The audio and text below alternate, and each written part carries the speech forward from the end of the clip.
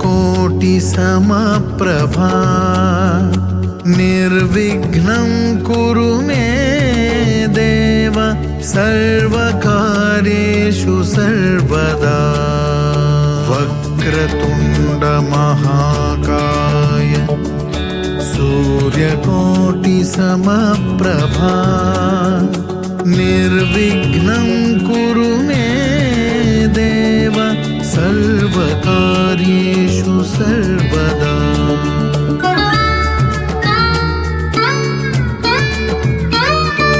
वक्रतुण्ड महाकाय सूर्यकोटि समप्रभा निर्विघ्नं कुरु मे देव सर्वकार्येषु सर्वदा। स्वागतम स्वागतम सुस्वागतम। मी अनंत टोपे, मी संजीवनी टोपे। दोघांनी मिळून यावर्षीच्या 2025च्या गणपती बाप्पाच्या सेलिब्रेशन्समध्ये खूप खूप गमती जमती आणलेल्या आहेत। त्या गमती जमती, आमची थीम यंदाची, याबद्दलची सर्वस्वी माहिती तुम्हाला संजीवनी देईलच। आय एम शुअर की तुम्ही खूप खूप एन्जॉय कराल आणि इतरांना पण सांगाल की आमचा चॅनल बघा आणि एन्जॉय करा। तर ह्या वर्षीचा विषय आहे विज्ञान आणि तंत्रज्ञानातील नवनवीन शोध, त्यातून होणारी प्रगती आणि वैश्विक शांतता। मानव हा तर खूपच शोधक वृत्तीचा, त्यामुळे अनेक शोध लावले आणि आपलं जीवन चांगलं करण्याचा त्याने प्रयत्न केला। Stone age to digital technology, एवढा मोठा प्रवास, पण खूप शोध लावल्यामुळे हा प्रवास सुखकर झाला असं म्हणायला काहीच हरकत नाही। ह्याच्यामध्ये भारताचं काय बरं योगदान आहे? 5व्या शतकामधील आर्यभट्टा ह्यांनी जगाला शून्याची कन्सेप्ट दिली, कल्पना आणली, आणि त्यातून 100 वर्षानंतर ब्रह्मगुप्तांनी त्याला शून्य म्हणून नाव दिलं आणि इथं झाला शून्याचा जन्म आणि बारसा। त्यानंतर आपल्याकडे मुघल्स आले। मुघलांनी आपले संस्कृत टेक्स्ट हे अरेबिकमध्ये ट्रान्सलेट करून घेतले आणि त्याच्यावर काही संस्कारही केले आणि त्याला नाव दिलं सिफर। मग तो अरबस्थानातून तो गेला युरोपमध्ये आणि युरोपमध्ये तिथेही त्याच्यावर काही संस्कार झाले आणि त्यांनी पण त्याला नाव दिलं झिरो। आणि मग हा झिरो आत्ताच्या आधुनिक काळामध्ये algebra, calculus, binary code, physics, astronomy, engineering, accounting आणि AI ह्या सगळ्यात अतिशय महत्त्वाचा रोल प्ले करत आहे। जे केवढं मोठं योगदान आहे भारताचं जगाला। पण ह्याच्या व्यतिरिक्त आपल्याला अजून एक शोध बघायचा आहे जो आर्यभट्टांनी लावला। 5व्या शतकामध्ये त्यांनी सांगितलं पृथ्वी सूर्याभोवती फिरते आहे। त्याच्यानंतर 1000 वर्षानंतर कोपर्निकस आणि गॅलिलिओनी सांगितलं, पण आर्यभट्टांनी आर्यभट्ट्यामध्ये लिहून ठेवलेलं आहे आणि सूर्यग्रहण, चंद्रग्रहण ह्याची पण माहिती व्यवस्थितरित्या दिलेली आहे। अजून भारताने दिलं आहे आयुर्वेदा। आयुर्वेदातील औषधं ही अतिशय उत्कृष्ट अशी औषधं आहेत आणि चरक ह्यांना आपण त्याचे फादर ऑफ आयुर्वेदा असं म्हणतो। तर त्यांनी वात, पित्त आणि कफ ह्यावरची फारच चांगली औषधं जगाला दिलेली आहेत। त्याच्यानंतर येऊ सुश्रुता, त्यांना तर फादर ऑफ सर्जरी म्हटलं आहे। त्यांनी 250 टूल्स निर्माण केल्या, त्याचं मॅन्युफॅक्चरिंग, त्याचं हायजीन आणि ते कोणत्या ऑपरेशनसाठी कसे वापरले जावेत ह्यासाठी त्यांनी चांगली माहिती दिली आणि आधुनिक सर्जनसुद्धा त्यासाठी रेफर करतात सुश्रुताच्या संहिता। कणद ऋषी आहेत। कणद ऋषीने सुद्धा छोट्या मुंग्यांवरून कणाची माहिती दिली। खरं त्यावेळेस जर मायक्रोस्कोप असता तर ही ॲटॉमिक थेअरी तेव्हाची खरंच प्रसिद्ध झाली असती। मग आपण येऊयात प्राईड ऑफ इंडिया म्हणजे डॉक्टर CV रमण। ह्यांना 1930मध्ये नोबल प्राईज मिळालं त्यांच्या शोधासाठी, रमण्स इफेक्ट, स्कॅटरिंग ऑफ लाईटसाठी। म्हणून हा दिवस आपण नॅशनल सायन्स डे म्हणून सेलिब्रेट करतो। जगदीशचंद्र बोस ह्यांना आपण father of modern Indian science असं म्हणतो, कारण त्यांनी वायरलेस कम्युनिकेशनचा शोध मार्कोनीच्या आधीही लावला। तर त्यांचे रिसर्च आर्टिकल्स इंटरनॅशनल जर्नल्समध्ये त्या काळामध्ये प्रसिद्ध होत होते. त्याच्यानंतर आहेत सुब्रमण्यम चंद्रशेखर. ह्यांच्या नावाने इथं नासामध्ये चंद्रा एक्सरे ऑब्झर्वेटरी आहे. प्रफुल्लचंद्र रे हे educator, father of Indian chemistry and a great entrepreneur. 1901मध्ये त्यांनी बेंगॉल केमिकल्स आणि फार्मास्युटिकल्स सुरू केली आणि ह्यांनी खूप त्यावेळेस इन्सिस्ट केलं होतं की भारताची जर प्रगती व्हायची असेल तर औद्योगिकरण हे अत्यंत आवश्यक आहे. त्याच्यानंतर होमी भाभा हे असे आहेत की ज्यांना फादर ऑफ न्यूक्लिअर प्रोग्राम असं म्हटलं जातं. ही वॉज अ ग्रेट विजनरी आणि त्यांचा जोर कशावर होता तर peaceful use of nuclear energy, म्हणूनच त्यांना आपण ग्रेट व्हिजनरी असं म्हणतो. ह्यांच्या काळामध्येच ॲटॉमिक रिसर्च सेंटर काढलं. 1945मध्ये Tata institute of fundamental research ही त्यांनी एस्टॅब्लिश केली. हे नुसतेच शास्त्रज्ञ नव्हते, ही was a great administrator, a philanthropist. मग आपण येऊयात विक्रम साराभाई. विक्रम साराभाईंनासुद्धा आपण फादर ऑफ स्पेस प्रोग्राम म्हणतो. त्याच व्यतिरिक्त इस्रो एस्टॅब्लिश केलं त्यांनी 1969मध्ये. तर ह्यांना पद्मभूषण आणि पॉस्च्युमसली पद्मविभूषणही अवॉर्ड्स देण्यात आले. डॉक्टर अब्दुल कलाम हे आपले 11वे राष्ट्रपती आणि त्यांना मिसाईल मॅन ऑफ इंडिया असं म्हटलेलं आहे. हे तर सगळ्यांचेच लाडके असे राष्ट्रपती होते की ज्यांच्यामुळे बरेचसे भारतातले नागरिक इन्स्पायर झाले. सत्येंद्रनाथ बोस ह्यांनी तर आईन्स्टाईनबरोबर काम केलेलं आहे आणि त्यांचं क्वांटम थेअरी आणि क्वांटम मेकॅनिक्स ह्याच्यावर बरंच मोठं योगदान आहे. हे तर आपल्या महाराष्ट्राची, त्यातून पुण्याची शान आहेत. डॉक्टर जयंत नारळीकर ह्यांना कोण ओळखत नाही बरं. त्यांनी अल्टरनेटिव्ह कॉस्मॉलॉजीवर खूप मोठं काम केलेलं आहे आणि एक इंटर युनिव्हर्सिटी निर्माण केली ज्याच्यामध्ये ॲस्ट्रोफिजिक्स आणि ॲस्ट्रॉनॉमीबद्दल शिक्षण दिलं जातं. त्यांना पद्मश्री आणि पद्मभूषण हे दोन्हीही अवॉर्ड्स मिळालेले आहेत. त्याच्या व्यतिरिक्त शांतीस्वरूप भटनागर प्राईज पण त्यांना मिळालेलं आहे. डॉक्टर रघुनाथ माशाळकर हे तर ग्रेट इनोव्हेटर होते आणि पॉलिमर सायन्स, इंटेलेक्च्युअल प्रॉपर्टी राईट्सवर त्यांचं फार मोठं योगदान आहे. त्यांना पद्मश्री, पद्मभूषण आणि पद्मविभूषण असे सगळेच अवॉर्ड्स मिळालेले आहेत. आणि इंटेलेक्च्युअल प्रॉपर्टी राईट्सच्या बाबतीत बासमती राईस आणि हळद ह्याच्यासाठी ते भारताकडून त्यांनी फाईट दिलेली आहे आणि मग अखेर ते आपले म्हणून कन्सिडर केले गेले आहेत. शांतीस्वरूप भटनागर ह्यांनी तर भारतामध्ये रिसर्च लॅबोरेटरीज आणल्या आणि विद्यार्थ्यांना त्याचा खूप मोठा फायदा झाला. त्यांच्या नावाने एक प्रेस्टिजियस शांतीस्वरूप भटनागर अवॉर्ड हे सायंटिस्टना देण्यात येतं. Vijay Bhatkar, architect of India's super computer Param, त्यांनी फार महत्त्वाचा रोल प्ले केला आहे सिडॅक एस्टॅब्लिश करण्यामध्ये आणि त्यांचं सायन्स अँड टेक्नॉलॉजीला भरपूर असं योगदान आहे. त्यासाठी त्यांना पद्मश्री आणि पद्मभूषण हे पण अवॉर्ड्स देण्यात आले. आता आपण बघूयात जगातले अनेक शास्त्रज्ञ की ज्यांनी अनेक शोध लावले. सगळ्या शास्त्रज्ञांनी बरीच काही प्रगती केलेली आहे. तर प्राचीन काळामध्ये अग्नी आला, व्हील आलं, शेती आली, इरिगेशन आलं. त्याच्यानंतर इंडस्ट्रियल एरामध्ये म्हणजे औद्योगिकरणाच्या काळामध्ये steam engine, electricity, railways, factories आल्या. 20व्या शतकामध्ये ॲटोमोबाईल्स, एरोप्लेन्स, कम्प्युटर्स, न्यूक्लिअर एनर्जी आणि स्पेस टेक्नॉलॉजी आली. आणि 21व्या शतकामध्ये internet, artificial intelligence, biotechnology, renewable energy आणि नॅनो टेक्नॉलॉजी, शेवटी रोबोटिक्स. इतक्या मोठ्या प्रमाणात ही साधनं आल्यामुळे माणसाचं जीवनच पार बदलून गेलं. आपण सर्वजण एक 5 मिनटाकरता आपल्या प्रायमरी स्कूलमध्ये जाऊत. आपल्याला सायन्स टीचरनी एक शिकवलं होतं की white light is made up of 7 colours. आता हे 7 रंग, सप्तरंग इकडे आहेत. They are violet, Indigo, blue, green, yellow, orange and red. मग हे 7 रंग जर एकत्रित केले तर आपल्याला त्यातनं प्रकाश किंवा रंग पांढरा आपल्याला उपलब्ध होतो का, ते आपण या छोट्याशा एक्सपेरिमेंटवरनं बघूयात. आता बघा, हा फॅन मोठ्या जोरात स्पीडनी चालला आहे आणि ह्याचे रंग 7 रंग गायब झालेले आहेत. आणि तुम्हाला आता फ्रेममध्ये तुम्हाला दिसत असेल की हा ऑलमोस्ट पांढरा रंग दिसतो आहे. त्यामुळे हे एक्सपेरिमेंट जरी खूप जुनं असलं, अगदी लहानपणचं असलं, तरी ती सत्यता काळामानाप्रमाणे बदलत नाही आणि म्हणूनच हे एक्सपेरिमेंट सगळ्यांना आवडतं आणि आपण जे शिकलोत त्या गोष्टीची पुनरावृत्ती होईल म्हणून दाखवायचा हा एक छोटासा प्रयास.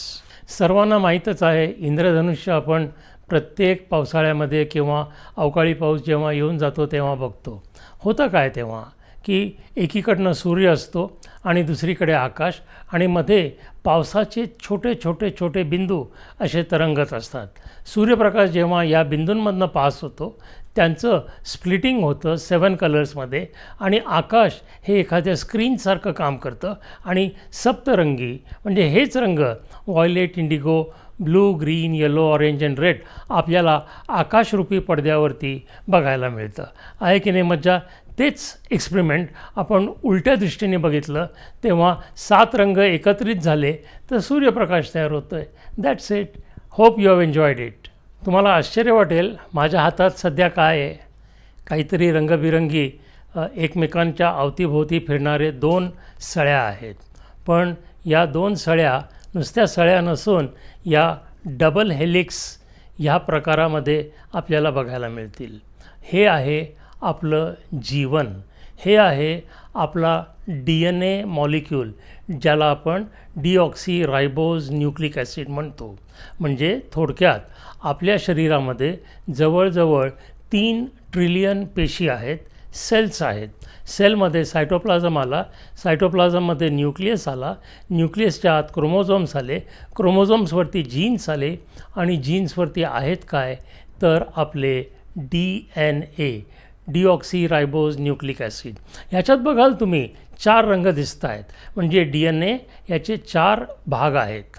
त्या 4 भागांमध्ये आपल्याला सिक्वेन्स कसा आहे, एक्झॅक्टली एकसारखा सिक्वेन्स कुठेच नाही आहे आणि म्हणूनच आपल्या प्रत्येक माणसाच्या DNAमध्ये तर आहेच आहे, पण त्या सिक्वेन्सिंगमध्ये फरक आहे आणि त्यामुळे आपली ओळख ही एक वेगळी आहे, इंडिपेंडंट आहे आणि इट इज नॉट ओव्हरलॅपिंग.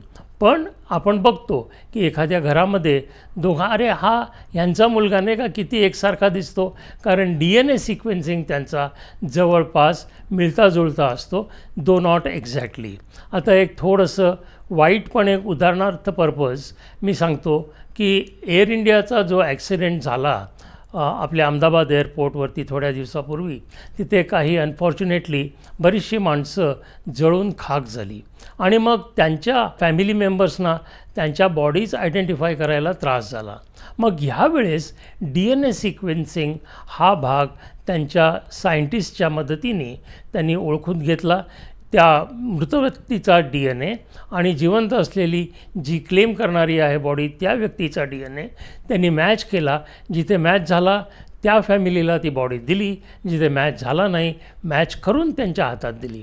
त्यामुळे DNA हे आपल्या जीवनाचं एक सर्वात मोठं फाइंडिंग आहे आणि हे फाइंडिंग वॅटसन अँड क्रिक ह्या 2 सायंटिस्टनी बऱ्याच वर्षापूर्वी केलं आणि त्याच्यामध्ये आपल्या एका भारतीय शास्त्रज्ञाचा डॉक्टर हरगोबिंद खुराना यांचं पण खूप मोठं योगदान आहे. डार्विनने तर एव्होल्युशन थेअरी आणल्यामुळं ह्या सगळ्या गोष्टी आल्या आणि आपल्याकडे वॅक्सिन्स आल्यानंतर आपल्या मुलांच्या तब्येती खूपच सुधारल्या. त्याच्यानंतर अँटीबायोटिक्स आणले. हे वर्ष आंतरराष्ट्रीय वर्ष क्वांटम सायन्स आणि टेक्नॉलॉजी म्हणून जाहीर केलं गेलेलं आहे.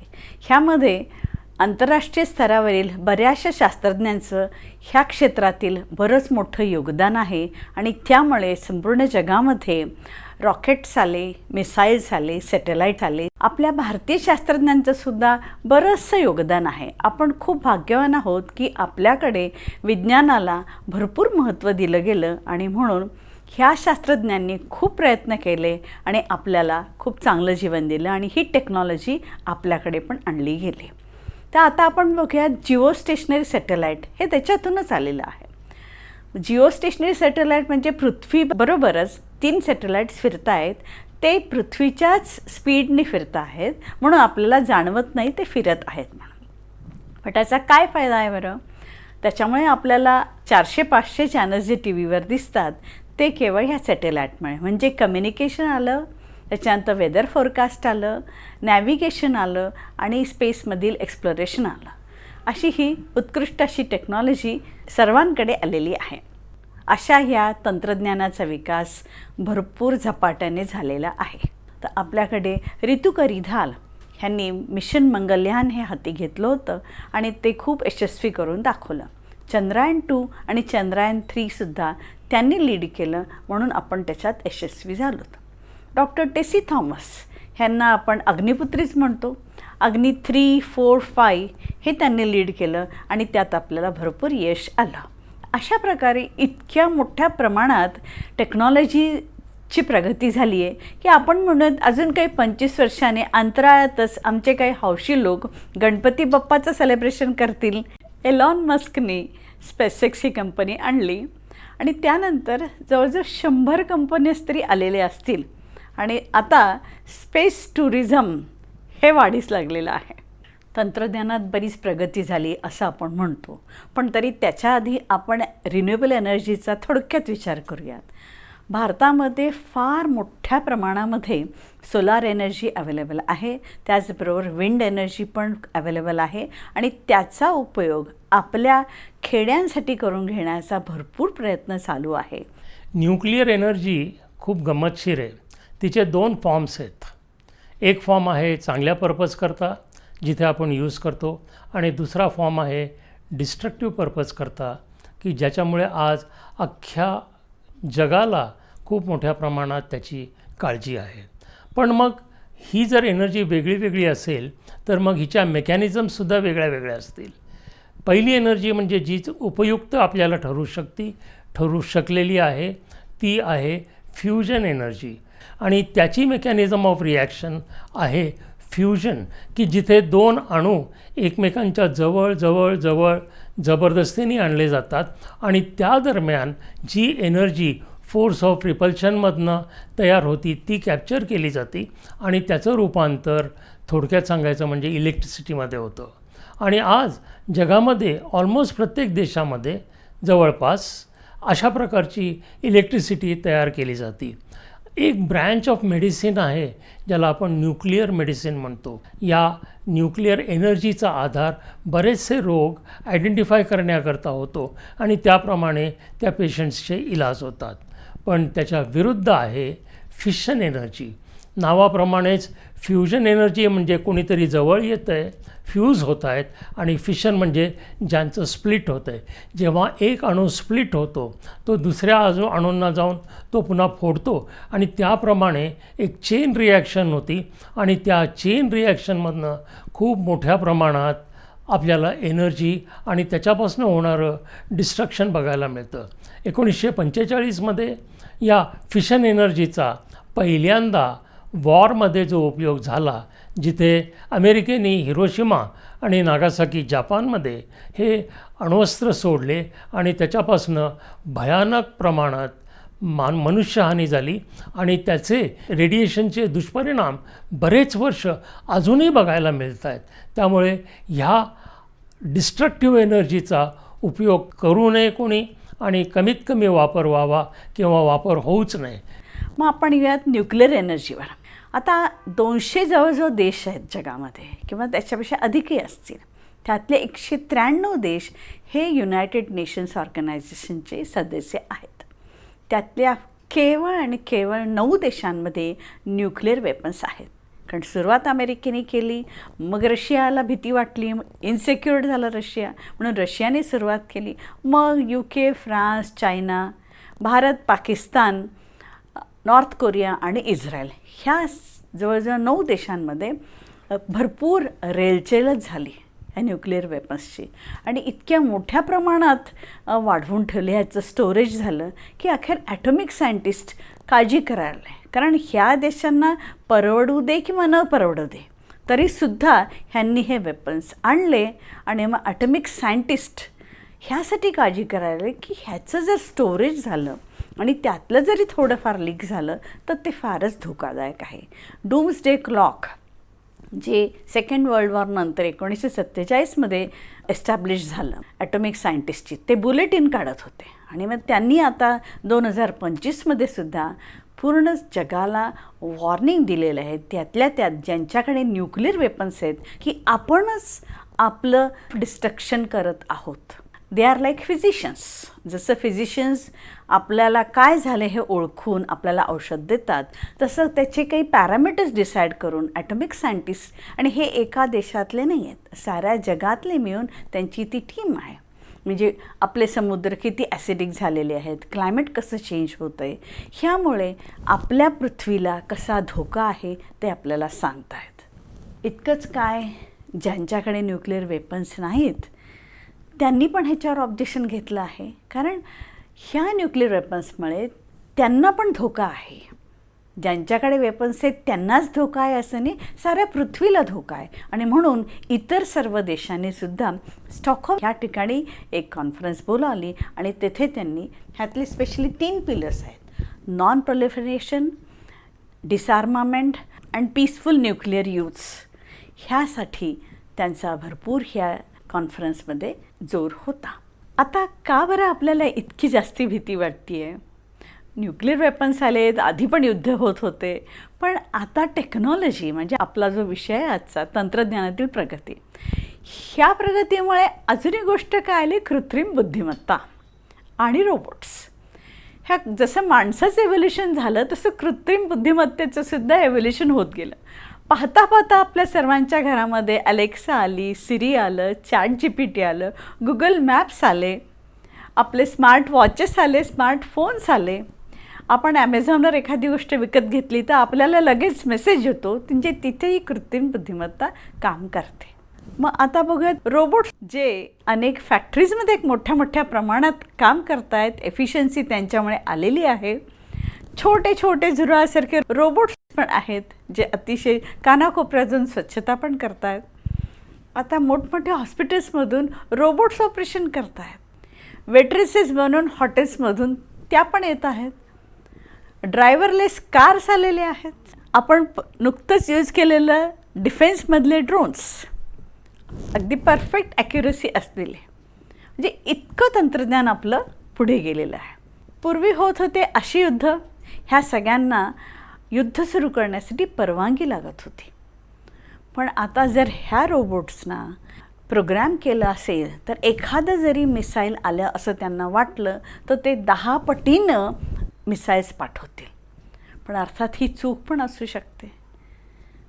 1983मध्ये ही घटना घडली रशियामध्ये. त्यांच्या सिस्टममध्ये दाखवलं गेलं की मिसाईल्स आलेत अमेरिकेहून, पण तिथल्या डिफेन्स एक्सपर्टनी ताबडतोब ते ओळखलं की ही काहीतरी तंत्रज्ञानातील चूक आहे, आणि म्हणून त्यांनी सगळ्या सिस्टम्स लगेच ऑफ केल्या. जी किती पॉझिटिव्ह गोष्ट आहे की नाही. म्हणजे सर्व काही आपल्यावर अवलंबून आहे. म्हणजेच काय, आपली ही एथिकल रेस्पॉन्सिबिलिटी आहे, कसं तंत्रज्ञान आपण वापरायचं हे. आपण कोणताही लेख वाचताना किंवा कोणती माहिती आपण जेव्हा घेतो सिस्टमवर, तेव्हा आपल्याला एक डिस्क्लेमर येतं, subject to the error of AI. म्हणजेच ती माहिती जरी किती बरोबर असली तरी त्याच्यामध्ये चूक असू शकते. आणि पूर्वीसारखे आता युद्ध राहिलेच नाही आहेत. जर युद्ध झालंच तर एका खोलीमध्ये बसून बटन दाबलं की युद्ध होईल, रोबोट जाऊन युद्ध करतील, म्हणजे अशी आग होईल किंवा असा जाळ येईल आणि सर्व पृथ्वीचा नाश पण होऊ शकतो. म्हणून ह्या तंत्रज्ञानाचा उपयोग आपल्या चांगल्यासाठी कसा करून घ्यायचा ही आपली सर्वांची नैतिक जबाबदारी आहे. आंतरराष्ट्रीय स्तरावर बऱ्याचशा संस्था ह्यासाठी काम करत आहेत, कारण लोकांना तर काळजी आहेच आहे. मग आपलं युनायटेड नेशन्स ऑर्गनायझेशनचं जनरल असेंब्ली आहे, सिक्युरिटी काउन्सिल आहे, ह्यातले सदस्यसुद्धा ह्याच्याबद्दल विचारविनिमय करतातच आहेत. कसे शांत बसतील बरं, कारण कुठेतरी मनात ही भीती आहेच आहे ना. ह्यासाठी स्वित्झर्लंडच्या जिनेवामध्ये बऱ्याचशा संस्था आहेत आणि त्या खऱ्या प्रकारे काम करत आहेत. त्या एकत्र येतात, ह्याच्यावर चर्चा करतात आणि काम करतात. डॅव्होसमध्ये इंटरनॅशनल मॉनिटरी फंडसुद्धा त्यांच्या मीटिंग सुरू करताना वैश्विक शांततेचा विचार करतात. कारण जोपर्यंत गरिबी कमी होणार नाही, जोपर्यंत अन्याय कमी होणार नाही, जोपर्यंत हिंसा कमी होणार नाही, तोपर्यंत शांतता कशी येईल. मग ह्यासाठी काय केलं पाहिजे ह्याच्यावर सुद्धा उपाययोजना भरपूर मोठ्या प्रमाणात आखल्या गेलेल्या आहेत. ह्यातलीच एक महत्त्वाची संस्था अजून एक म्हणजे international atomic energy agency. Atoms for peace असं त्यांचं स्लोगन आहे. ह्यांनी तर न्यूक्लिअर डिसआर्मामेंटवर बरंच काम केलेलं आहे. कारण ह्याच काळामध्ये international physicians for prevention of nuclear weapons ही संस्था निघाली. जगातल्या सर्व डॉक्टरांनी एकत्र येऊन ह्या न्यूक्लिअर वेपन्सचा माणसाच्या तब्येतीवर काय परिणाम होतो आहे आणि म्हणून त्या कशा बॅन झाल्या पाहिजेत ह्याच्यावर भरपूर काम केलं. आणि म्हणून ह्या संस्थेला 1985मध्ये नोबल पीस प्राईज मिळालं. ह्याच्याच व्यतिरिक्त international campaign to abolish nuclear weapons ICAN ही एक NGOsची संस्था आहे. म्हणजे आंतरराष्ट्रीय स्तरावरील बरेचसे NGOs एकत्र आले आणि त्यांनी पण ह्याच्यावर काम केलं, चर्चा केली, डायलॉग साधला आणि त्यांनासुद्धा 2017मध्ये नोबल पीस प्राईज मिळाला आहे. ह्याच्यातूनच नॉर्मंडी मॅनिफेस्टो हा जो निर्माण झालेला आहे 2019मध्ये, म्हणजे 1955मध्ये बर्ट्रँड रसेल आणि आईन्स्टाईन ह्यांनी जो मॅनिफेस्टो तयार केला होता त्याचाच थोडक्यात हा रिमेक आहे. पण ह्या मॅनिफेस्टोमध्ये सुद्धा आज जगाच्या कल्याणाचीच भाषा बोलली आहे आणि हे सगळे नोबल पीस प्राईज विनर्स आहेत. त्यांनी याच्यावर सह्या केली आहे, त्यांनी अडॉप्ट केला आहे आणि त्यांच्यामुळे त्यांनी जे सोल्युशन्स काढले त्याच्यामधलं एक महत्त्वाचं सोल्युशन म्हणजे नदीचं पाणी हे जेव्हा एकापेक्षा अनेक देशांमध्ये डिवाईड केलेलं आहे किंवा वाहतं आहे, तर ह्या सर्व देशांनी जर एकजुटीने काम केलं, एकोप्याने राहिले, गुणागोविंदाने त्या पाण्याचा उपयोग केला तर भांडणं कशाला होतील, स्पर्धा कशाला होईल. तर ह्याच्यामधलं एक बेस्ट एक्झाम्पल आहे सेनेगल. सेनेगल नदी जी 4 देशांमधून वाहते, मॉरिटानिया, माली, गांभा आणि सेनेगल. आणि हे 4 देश खरंच पाणी अतिशय जपून वापरतात, एकमेकाला विचारून धरणं बांधतात आणि कुठेही भांडण होत नाही. आणि म्हणून ह्यांनाच ह्या वॉटर डिप्लोमसीचं अध्यक्ष बनवलं आणि ते इतर देशामध्ये जात आहेत. कारण 296 अशा नद्या आहेत त्या एकापेक्षा अनेक देशांमधून वाहत आहेत आणि 40 असे सरोवर आहेत जे एकापेक्षा अनेक देशातून वाहत आहेत. मग ह्यांनी काय काय काम केलं तर नाईल नदी ही 10 देशातून वाहते, तिथेही त्यांच्याबरोबरही चर्चा झाली आहे. युफ्रेटस नदी ही 3 देशातून म्हणजे टर्की, सिरिया आणि इराक ह्यातून वाहते. त्याच्यानंतर डॅन्यूब रिव्हर जी युरोपमध्ये आहे, अतिशय मोठी नदी आहे, ही सुद्धा बऱ्याच देशांमधून वाहते. तर इथेही प्रयत्न चालू आहे. तर नद्या आहेत, सरोवर आहेत. मग तिसरं काय बरं? तिसरं आहे इंटरनॅशनल स्पेस स्टेशन. म्हणजे हे वर्ष कोलॅबरेशन इयर म्हणून कोलॅबरेशन इयर म्हणून सुद्धा म्हटलं गेलेलं आहे. मग ह्यामध्ये तर इंटरनॅशनल स्पेस स्टेशन आलंच, सर्वांनी एकमेकाला सहकार्य केलं आहे आणि हे स्टेशन तयार झालेलं आहे. ह्याचा फायदा सगळेजण घेत आहेत. आपण म्हणतो इस्रोनी इथं सॅटेलाईट पाठवलं, हे काम इथं रॉकेट पाठवलं, पण ह्या सगळ्या करण्याच्या मागे आपण नासाची पण मदत घेतली आहे, रशियाची घेतली, UKची, फ्रान्सची आणि जपानची मदत घेतली आहे. ही सगळी धडपड कशासाठी चालू आहे? आपल्याला ग्लोबल पीस म्हणजे वैश्विक शांतता पाहिजे. वैश्विक शांतता ही कशासाठी पाहिजे? शांतता आपल्या सर्वांच्या जीवनात आवश्यक आहे पुढे पडण्यासाठी. जर आपल्या वैयक्तिक जीवनामध्ये शांतता नसेल तर खरंच आपलं मन शांत नसतं, मेंटल वेलबिंग नसतं आणि आपण बरंच काही करू शकत नाही खऱ्या अर्थाने. पण जर शांतता असेल तर आपण बरंच पुढे जाऊ शकतो, बरंचसं काही आपल्या हातून कार्य घडतं. त्याचप्रमाणे देशादेशातील नातं हे जर चांगलं असेल तर वैश्विक शांतता मिळवायला काहीच वेळ लागणार नाही. ही कशा पद्धतीने मिळवू शकूत आपण? त्यासाठी सुसंवाद साधला पाहिजे, एकमेकांशी बोलणी झाली पाहिजेत, एकमेकांना समजून घेतलं पाहिजे. म्हणजेच एम्पथी खऱ्या अर्थाने लहानपणापासून शिकवली गेली पाहिजे. आणि सहकार्याने कसं राहायचं हेही जर शिकवलं गेलं तर खूप मोठ्या प्रमाणात ह्याचा फायदा होईल आणि एकमेकाचं कल्चरल अंडरस्टँडिंग वाढेल आणि आपण एकमेकाला सहकार्य देऊ. म्हणूनच आपल्याकडे ज्ञानेश्वरांनी खूप पूर्वी आपल्याला सांगून ठेवलेलं आहे, 750 वर्षापूर्वी की त्यांचे अमृतानुभवमधले अनेक अभंग आहेत. त्यांनी न्याय, समता आणि सन्मान, शांततेसाठी किती आवश्यक आहे ह्याचं महत्त्व आपल्याला पटवून दिलं आहे. त्यांचं पसायदान तर सर्वांनाच माहिती आहे. Alexa sing Pasaydan. Pasaidan by Lata Mangeshkar, Hridaynath Mangeshkar, and Sant Gyaneshwar on Amazon Music.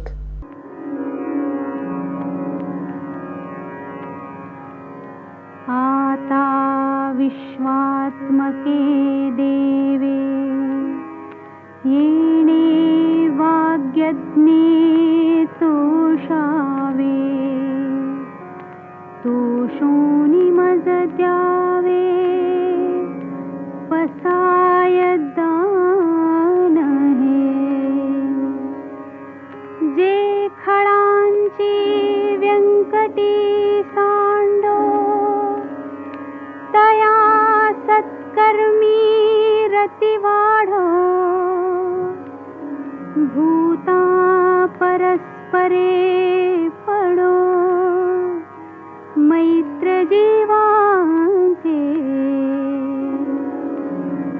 दुरिताचे तिमिर जाओ विश्वस्वधर्म सूर्ये पाहो